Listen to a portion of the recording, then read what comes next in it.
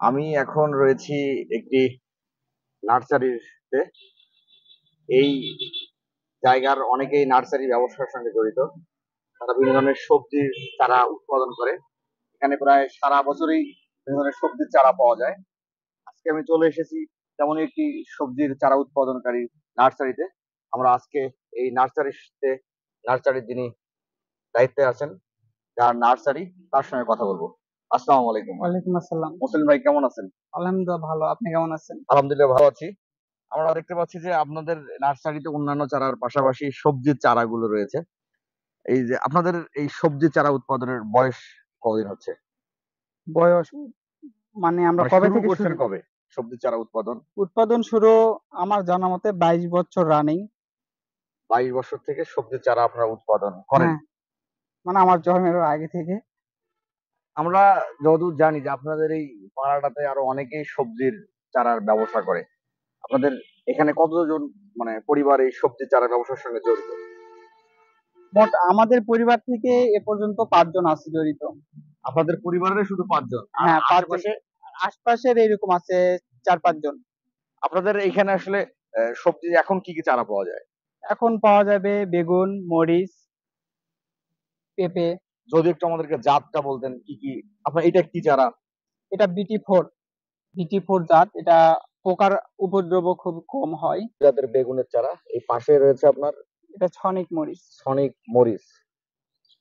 তারপরে ওখানে দেখতে পাচ্ছি যে আপনারা কিছু পলিথিন দিয়ে ঢেকে দিচ্ছেন, এতে করে কি সুবিধা পাওয়া যায়? সুবিধা হলো বর্ষার পানিতে যেন আমাদের হলো বেডটা যেন ভিজে না যায়, সেজন্য।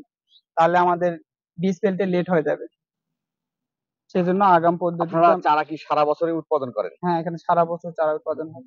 আর আপনারা এই যে মাটি প্রস্তুতের সময় কি করেন?